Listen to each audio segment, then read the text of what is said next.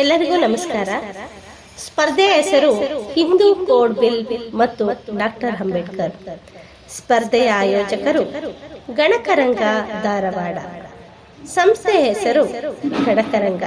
ಲೇಖನ ವಾಚಿಸುತ್ತಿರುವವರು ಶ್ರೀಮತಿ ಎಚ್.ಎಸ್. ಪ್ರತಿಮಾ ಹಾಸನ.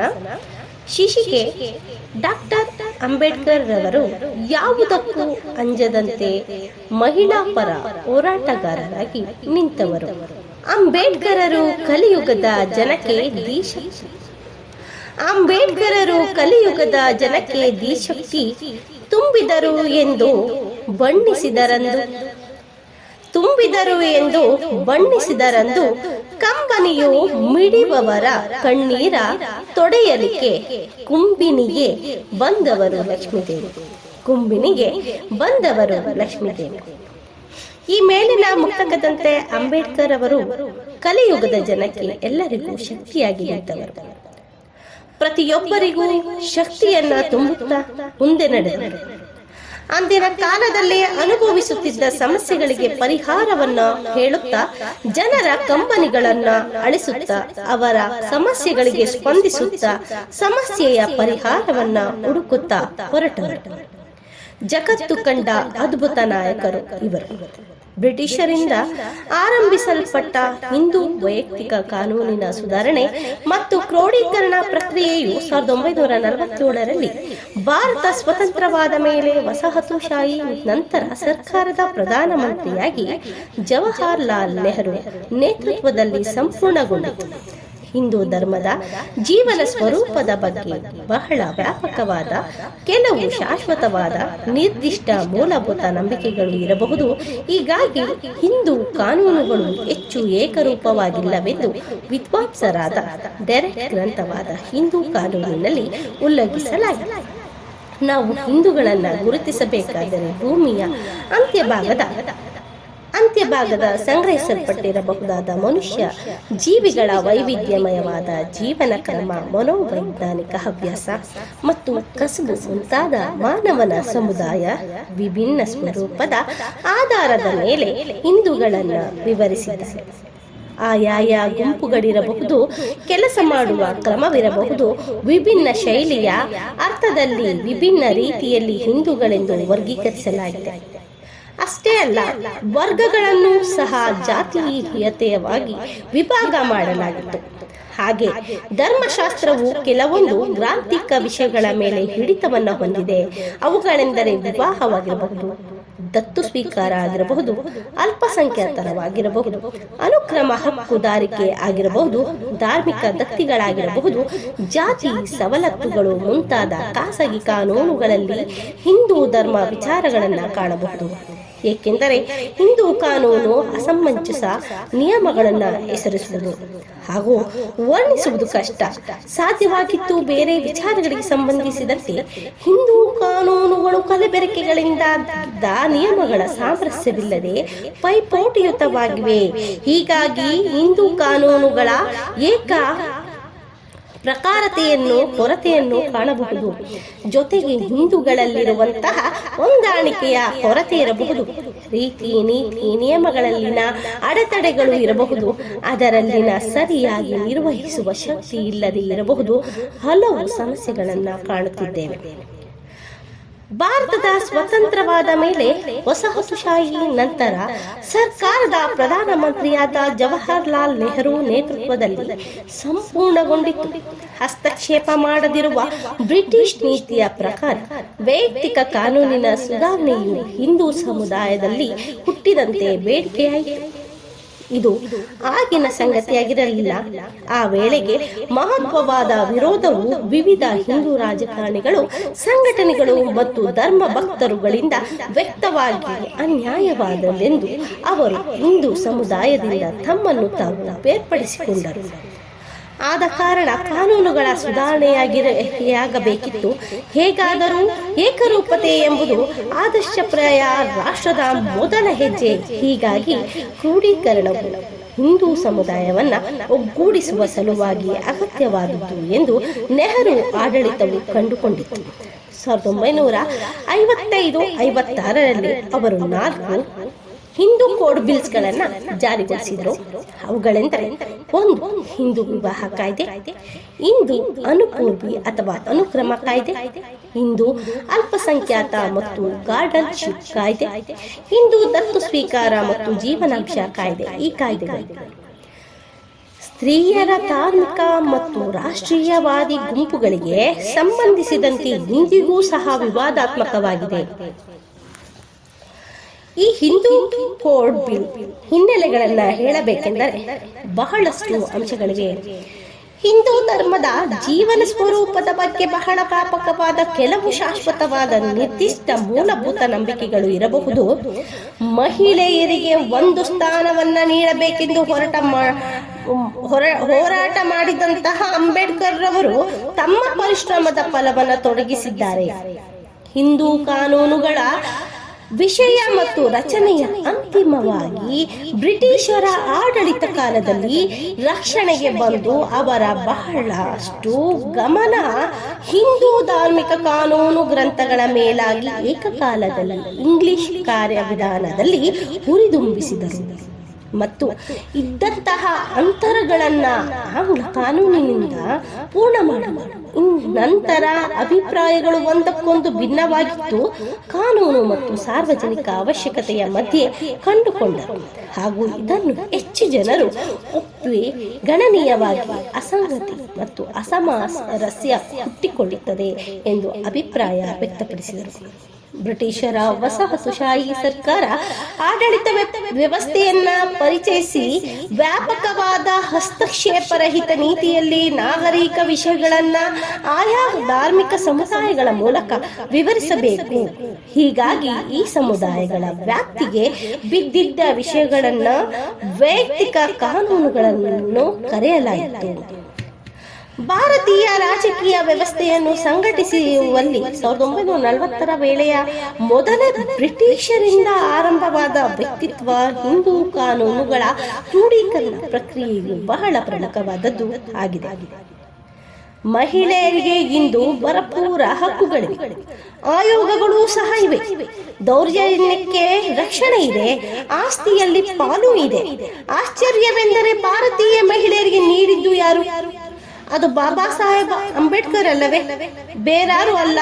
ಈ ಬಿಸಿಯಲ್ಲಿ ಈ ದೇಶದ ಪ್ರಥಮ ಕಾನೂನು ಸಚಿವರಾದ ಮಹಿಳೆಯರ ಹಕ್ಕುಗಳ ರಕ್ಷಣೆಯ ನಿಟ್ಟಿನಲ್ಲಿ ಅಂಬೇಡ್ಕರ್ ಅಂದು ರೂಪಿಸಿದ ಮಸೂದೆ ಬಗ್ಗೆ ತಿಳಿಯುವುದಾದರೆ, ಅಂಬೇಡ್ಕರ್ ಅವರು ರಚಿಸಿದ ಹಿಂದೂ ಕೋಡ್ ಬಿಲ್ ಮುಖ್ಯವಾಗಿ 7 ಅಂಶಗಳನ್ನು ಒಳಗೊಂಡಿತ್ತು.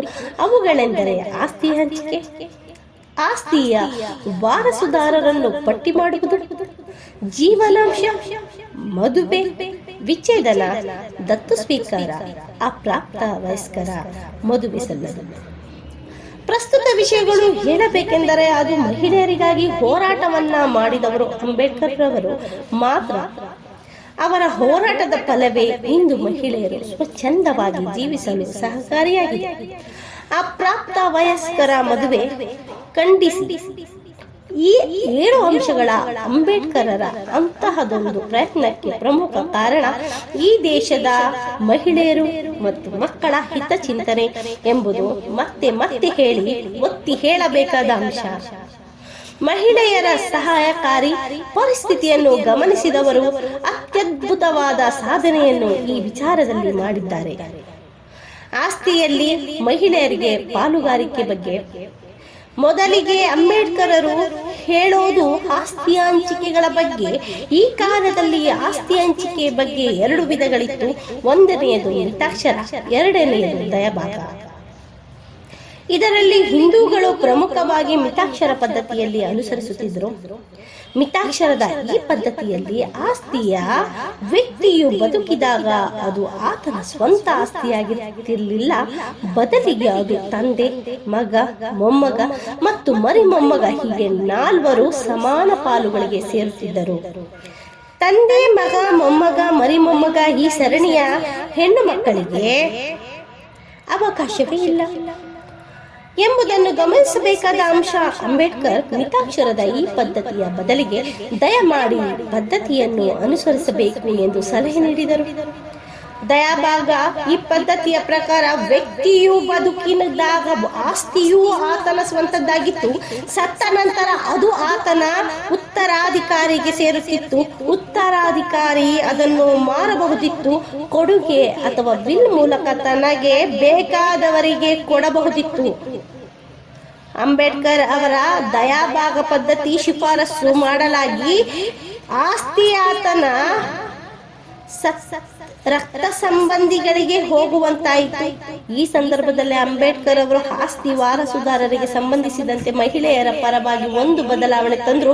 ಏನೆಂದರೆ, ಅದುವರೆಗೂ ನಿಯಮದಲ್ಲಿ ಕೇವಲ ಮಗನಷ್ಟೇ ವಾರಸುದಾರನಾಗಿರ್ತಿದ್ದ. ಆದರೆ ಅಂಬೇಡ್ಕರರು ಆತನ ವಾರಸುದಾರರಿಗೆ ಮಕ್ಕಳುಗಳು, ಆ ಮಕ್ಕಳ ಜೊತೆಗೆ ವಿಧವೆ, ಈಗಾಗಲೇ ಮರಣ ಹೊಂದಿರುವಂತಹ ಮಗನ ವಿಧವ ಪತ್ನಿ, ಇವರೆಲ್ಲರೂ ಮಗನಷ್ಟೇ ಸಮಾನವಾದ ಹಕ್ಕು ಬರುವಂತೆ ಮಾಡಿದ್ದರು. ಅಂಬೇಡ್ಕರರು ಆತನ ವಾರಸುದಾರಿಕೆ ಮಗಳು, ವಿಧವೆ, ಈಗಾಗಲೇ ಮರಣ ಹೊಂದಿದ ಮಗ, ಬಿಡುವ ಪತ್ನಿ ಇವರೆಲ್ಲರನ್ನು ಮಗನಷ್ಟೇ ಸಮಾನ ಆಸ್ತಿ ಪಾಲುದಾರಿಕೆಗೆ ಹೊಂದಿಕೊಂಡಿದ್ದರು. ಅಂದಹಾಗೆ ಅದು ಎಷ್ಟು ಪಾಲು ಅಂದ್ರೆ ತಂದೆಯ ಆಸ್ತಿಯಲ್ಲಿ ಮಗನಿಗೆ ಎಷ್ಟು ಸಿಗುತ್ತದೆಯೋ ಅದರ ಅರ್ಧದಷ್ಟು ಮಗಳಿಗೆ. ಈ ಸಂದರ್ಭದಲ್ಲಿ ಆ ಹೆಣ್ಣು ಮಗಳು ಮದುವೆಯಾಗಿದ್ದರೆ ಅಥವಾ ಮದುವೆಯಾಗದಿದ್ದರೆ ಖಂಡಿತ ಅದ್ಯಾವುದು ಅಡ್ಡಿ ಬರದಂತೆ ಮಗನ ಅರ್ಧದಷ್ಟು ಆಕೆ ಪಡೆಯಬಹುದಿತ್ತು.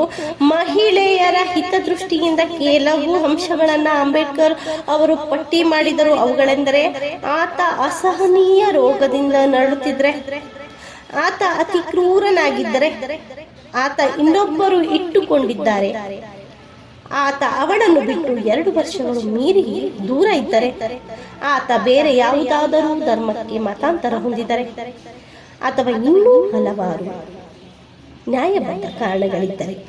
ಒಟ್ಟಾರೆ ಹೀಗೆ ಅಂಬೇಡ್ಕರರು ಮಹಿಳೆಗೆ ಕಾನೂನಾತ್ಮಕವಾಗಿ ಸ್ವತಂತ್ರ ನೀಡಿದರು.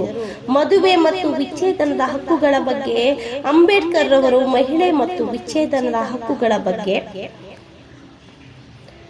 ಹಲವಾರು ಅಂಶಗಳನ್ನು ಯೋಚಿಸಿ ಮುಂದುವರೆದು ಮದುವೆ ಮತ್ತು ವಿಚ್ಛೇದನಗಳನ್ನು ಯಾವ ರೀತಿ ವರನಿಗೂ ಹಿಂದೂ ಕಾನೂನಿನಲ್ಲಿ ಸಾಕ್ರಮೆಂಟ್ ಮತ್ತು ಧಾರ್ಮಿಕ ಮದುವೆಗಷ್ಟೇ ಮಾನ್ಯತೆ ಇತ್ತು, ಸಿವಿಲ್ ಮ್ಯಾರೇಜ್ ಅಥವಾ ನಾಗರಿಕ ಮದುವೆಗೆ ಯಾವುದೇ ಮಾನ್ಯತೆ ಇರಲಿಲ್ಲ.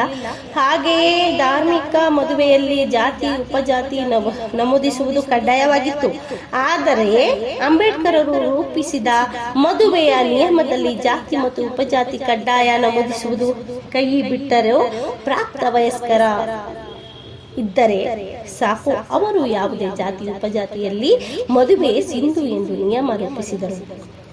ಅಂದ ಹಾಗೆ ಅದುವರೆಗೂ ಇದ್ದ ಧಾರ್ಮಿಕ ಮದುವೆ ಪದ್ಧತಿ ವಿಚ್ಛೇದನಕ್ಕೆ ಅವಕಾಶ ಇರಲಿಲ್ಲ. ಆದರೆ ಅಂಬೇಡ್ಕರ್ ಅವರು ವಿಚ್ಛೇದನಕ್ಕೆ ಅವಕಾಶ ನೀಡಿದರು. ಅದಕ್ಕೆ ಅವರು ಏನು ಕಾರಣಗಳನ್ನ ನೀಡಿದರು? ಅವುಗಳೆಂದರೆ, ಪತ್ನಿಯನ್ನು ಪರಿತ್ಯಜಿಸಿ ದೂರ ಇರುವುದು, ಬೇರೆ ಧರ್ಮಕ್ಕೆ ಮತಾಂತರ ಹೊಂದುವುದು, ಬೇರೆಯವರನ್ನು ಇಟ್ಟುಕೊಳ್ಳುವುದು, ರದ್ದುಗೊಳಿಸುವುದು, ಇದೇ ರೀತಿಯಾದಂತಹ ಮುಂದುವರೆದ ಭಾಗದಲ್ಲಿ ನಪುಂಸಕತ್ವ, ಸಂಪೀಡ, ಮಾನಸಿಕ ಅಸ್ವಸ್ಥತೆ, ಪೋಷಕರ ಬಲವಂತ, ಹಾಗೆ ಅದುವರೆಗೂ ಬಹುಪತ್ನಿತ್ವ ಜಾರಿಯಲ್ಲಿತ್ತು. ಆದರೆ ಅಂಬೇಡ್ಕರ್ ಅವರು ಏಕಪತ್ನಿತ್ವ ನಿಯಮವನ್ನ ಜಾರಿಗೊಳಿಸಿದರು. ಒಟ್ಟಾರೆ ಹೀಗೆ ಮಹಿಳೆಯರ ರಕ್ಷಣೆಯ ನಿಟ್ಟಿನಲ್ಲಿ ಆಮೂಲಾಗ್ರ ಬದಲಾವಣೆಗಳನ್ನು ಒಳಗೊಂಡ ಮಸೂದೆಯನ್ನ ಅಂಬೇಡ್ಕರ್ ರೂಪಿಸಿ ಸಂಸತ್ತಿನಲ್ಲಿ ಮಂಡಿಸಿದರು. ಪ್ರಶ್ನೆ ಏನೆಂದರೆ, ಅದು ಅಂಗೀಕರಣಗೊಂಡಿವೆ ಇದೆಯಾ? ಖಂಡಿತ ಕತೆ ಹೇಳಿದರೆ ಅದೇ ಒಂದು ಮಹಾಕಾವ್ಯವಾಗುತ್ತದೆ. ಯಾಕೆಂದರೆ ಕರ್ಮಗಳ ಆಟ ಹಿಂದೂಗಳು ಮಹಿಳೆಯರಿಗೆ ಹಕ್ಕುಗಳನ್ನು ಕೊಡುವ ದೆಸೆಯಲ್ಲಿ ತಮ್ಮ ಧರ್ಮಕ್ಕೆ ಅಪರಿಯ ತಿದ್ದುಪಡಿಯನ್ನು ತರುವುದನ್ನ, ಅದರಲ್ಲೂ ಅಸ್ಪೃಶ್ಯನೊಬ್ಬ ತರುವುದನ್ನು ಸಹಿಸಿಕೊಳ್ಳುತ್ತಾರೆಯೇ? ಪ್ರಸ್ತುತ ಸಮಾಜದಲ್ಲಿ ಒಳ್ಳೆಯ ಕಾರ್ಯವನ್ನ ಮಾಡುವುದಕ್ಕೆ ಬಿಡದಂತಹ ಜನರು ಒಂದು ನೀತಿ ಸಂಹಿತೆಯಲ್ಲಿ ಮಹಿಳೆಯರಿಗೆ ಒಂದು ಸ್ಥಾನವನ್ನ ನೀಡಿ ಎಂದು ಅವರು ಹೇಳಿದಂತಹ ಮಾತುಗಳನ್ನು ಕೇಳುತ್ತಾರೆ, ಕಾನೂನಿನಲ್ಲಿ ಅಳವಡಿಸುವುದಕ್ಕೆ ಬಿಡುತ್ತಾರೆ ಯಾವುದಕ್ಕೂ ಅಂಜದಂತಹ ಅಂಬೇಡ್ಕರ್ ರವರು ಈ ಮಸೂದೆಗೆ ಎದುರಾಗಿ ಅವರು ಸ್ಮೃತಿ ಧರ್ಮಗಳ ಉಲ್ಲೇಖ ಮುಂದಿಡುತ್ತಾರೆ. ಉದಾಹರಣೆಗೆ ಶ್ರೀ ಸರ್ವತ್ತಿ ಎಂಬುವರೊಬ್ಬರು ಹೇಳುತ್ತಾರೆ, ಹಿಂದೂ ಧರ್ಮ ಜಾತಿ ಆಧಾರದ ಮೇಲೆ ನಿಂತಿದೆ. ಒಂದು ವೇಳೆ ಮದುವೆಯೊಂದು ನಡೆಯಿತೆಂದರೆ ಅದು ಪವಿತ್ರ ಎಂದರ್ಥ. ಅದನ್ನು ರದ್ದುಗೊಳಿಸಲು ಸಾಧ್ಯವೇ ಇಲ್ಲ. ಇನ್ನು ಸನಾತನ ವೈದಿಕ ಧರ್ಮದ ಪ್ರಕಾರ ವಿಚ್ಛೇದನವಂತೂ ಸಾಧ್ಯವೇ ಇಲ್ಲ. ಇನ್ನೂ ಹೆಣ್ಣು ಮಕ್ಕಳಿಗೆ ಆಸ್ತಿಯಲ್ಲಿ ಹಕ್ಕು ನೀಡುವುದರ ಬಗ್ಗೆ ಶ್ರೀ ಎಂ.ಎ. ಅಯ್ಯಂಗಾರ್ ಅವರು ಹೇಳ್ತಾರೆ, ಹಿಂದೂ ಬೆಳೆಸಿಕೊಳ್ಳುವುದು, ಹೆಣ್ಣು ಮಕ್ಕಳಿಗೆ ಆಸ್ತಿಯಲ್ಲಿ ಪಾಲು ನೀಡದಿರುವುದು ಇತ್ಯಾದಿ ಪ್ರತಿಯೊಂದು ಗಣನೆಗೆ ತೆಗೆದುಕೊಳ್ಳಬೇಕಾಗುತ್ತದೆ ಎಂದರು. ಎಲ್ಲ ಅಂಶಗಳನ್ನ ಗಣನೆಗೆ ತೆಗೆದುಕೊಂಡು ನೋಡಬೇಕೆಂದರೆ ಧುರೀಣರೇ ಅಥವಾ ವಿರೋಧಿಗಳೇ? ನೆಹರೂರವರು ಚರ್ಚೆಗಾದರೂ ಪರಿಗಣಿಸಬೇಕೆಂದು ಪ್ರಯತ್ನವನ್ನ ಪಟ್ಟರು. ಆದರೆ ಅದು ಸಾಧ್ಯವಾಗದಷ್ಟು ಕೊನೆಗೆ ಮತಕ್ಕೆ ಹಾಕಿದಾಗ 28% ಮತ್ತೆ 23 ಮತದಾನದ ಅಂತರದಲ್ಲಿ ತಿರಸ್ಕೃತವಾಯಿತು. ಇದರಿಂದ ಅತಿಯಾಗಿ ಮನನೊಂದ ಅಂಬೇಡ್ಕರ್ ಅಳುವವರೇ ಇಲ್ಲದೆ ಶೋಕಿಸುವವರಿಲ್ಲದೆ ಹಿಂದೂ ಕೋಡ್ ಬಿಲ್ ಕೊಲೆಯಾಯಿತು ಎಂದೇ ಪ್ರತಿಕ್ರಿಯಿಸಿ ಕಾನೂನು ಮಂತ್ರಿ ಪದವಿಗೆ ರಾಜೀನಾಮೆ ನೀಡಿದರು. ಮಹಿಳೆಯರಿಗಾಗಿ ದನಿ ಎತ್ತಿದಂತ ಮಹಾನ್ ವ್ಯಕ್ತಿ. ಅವರ ವ್ಯಕ್ತಿತ್ವದಿಂದ ನಾವು ಹಲವು ಸಂಗತಿಗಳನ್ನ ತಿಳಿದು ಕಲಿಯಬೇಕಿದೆ. ಹೀಗೆ ಧರ್ಮರಾಜ ಕಾರಣ ಅನೂಹ್ಯ ಸಾಮಾಜಿಕ ಬದಲಾವಣೆಗಳು ಮಹಿಳೆಯರ ಮತ್ತು ಶೋಷಿತರ ಚಳುವಳಿ ಕಟ್ಟಲು ಇರುವ ದೊಡ್ಡ ತೊಡಕುಗಳಾಗಿವೆ. ಅಷ್ಟೇ ಅಲ್ಲ, ಧರ್ಮ ಮತ್ತು ಮಾರುಕಟ್ಟೆಗಳು ರಾಜಕಾರಣದೊಂದಿಗೆ ಹಸ್ತಕ್ಷೇಪ ಮಾಡುತ್ತಿರುವುದರಿಂದ ವಿಶ್ವದ ಅತಿ ದೊಡ್ಡ ಪ್ರಜಾಪ್ರಭುತ್ವ ದೇಶವಾದ ಭಾರತದಲ್ಲಿ ಜನತಂತ್ರ ದುರ್ಬಲಗೊಳ್ಳುತ್ತಾ ಹೋಗುತ್ತಿದೆ. ಹೀಗಿರುತ್ತಾ ಡೆಮಾಕ್ರಸಿ, ಧರ್ಮ, ರಾಷ್ಟ್ರೀಯತೆ, ಮಾರುಕಟ್ಟೆ ಮತ್ತಿತರ ಒಪ್ಪಿತ ವ್ಯವಸ್ಥೆಗಳನ್ನು ಪ್ರಶ್ನಿಸುತ್ತಲೇ ಅದನ್ನು ಅರ್ಥಪೂರ್ಣಗೊಳಿಸುವ ಜವಾಬ್ದಾರಿ ಮಹಿಳೆಯರ ಮೇಲಿದೆ. ಜೊತೆಗೆ ಮದುವೆ ಮತ್ತು ಕುಟುಂಬ ಎಂಬ ಸಾಮಾಜಿಕ ರಚನೆಗಳನ್ನು ಹಾಗೂ ಧರ್ಮ ರಾಜಕಾರಣಗಳ ಚಲನಶೀಲಗೊಳಿಸುವ ಜವಾಬ್ದಾರಿ ಎಂದೇ ಭಾರತೀಯರ ಕೌಟುಂಬಿಕ ಹಾಗೂ ವೈಯಕ್ತಿಕ ಬದುಕಿನಲ್ಲಿ ಬದಲಾವಣೆಗಳಾಗಬೇಕು. ಒಟ್ಟಾರೆ ಪ್ರಸ್ತುತದಲ್ಲಿ ಯಾರೂ ಹಿಂದೂ ಕಾನೂನುಗಳ ಕೆಲವು ವಿನಾಯಿತಿಗಳ ಅರ್ಹತೆ ಪಡೆದಿದ್ದರು ಮತ್ತು ಹಿಂದೂ ಎಂದು ಯಾರನ್ನು ಕರೆಯಬೇಕು ಎಂಬ ವಿವಾದವು ಹಿಂದೂ ಕೋಡ್ ಬಿಲ್ ಅರ್ಜಿಯಲ್ಲಿ ಕಂಡುಬರುತ್ತದೆ. ಈಗಲೂ ಹಲವು ಸಮುದಾಯಗಳಲ್ಲಿ ಮಹಿಳೆಯರನ್ನ ಒಳಗೊಂಡಂತೆ ರಾಷ್ಟ್ರೀಯವಾದಿ ಮತ್ತು ಧಾರ್ಮಿಕ ಸಂಘಗಳಲ್ಲಿ ವಿವಾದ ಕಂಡುಬರುತ್ತವೆ. ಅಂಬೇಡ್ಕರ್ ಅವರ ಭಾರತೀಯ ಮಹಿಳೆ ಮತ್ತು ಹಿಂದೂ ಕೋಡ್ ಬಿಲ್ ಬಗ್ಗೆ ಹೋರಾಟಗಳನ್ನ ನೆನೆಯುತ್ತಾ ಹೋದರೆ ತಮ್ಮ ಅಧಿಕಾರಕ್ಕೂ ರಾಜೀನಾಮೆಯನ್ನು ನೀಡಿದ್ದಕ್ಕೂ ಅದು ನೆನೆಯುತ್ತಾ ಹೋದರೆ ಮೈ ಜುಮ್ ಎನ್ನುತ್ತದೆ. ಒಟ್ಟಾರೆ ಭಾರತೀಯ ಹಿಂದೂ ಕೋಡ್ ಬಿಲ್ನಲ್ಲಿ ಮಹಿಳೆಯರ ಸ್ಥಾನಮಾನಕ್ಕಾಗಿ ಅಂಬೇಡ್ಕರ್ ಅವರ ಹೋರಾಟಕ್ಕೆ ನನ್ನ ನಮನಗಳು. ಹೀಗೆ ಹೇಳುತ್ತಾ ನನ್ನ ಲೇಖನಕ್ಕೆ ವಿರಾಮವನ್ನ ನೀಡುತ್ತಿದ್ದೇನೆ. ಜೈ ಹಿಂದ್, ಜೈ ಕರ್ನಾಟಕ ಮಾತೆ. ಅವಕಾಶಕ್ಕಾಗಿ ಧನ್ಯವಾದಗಳು.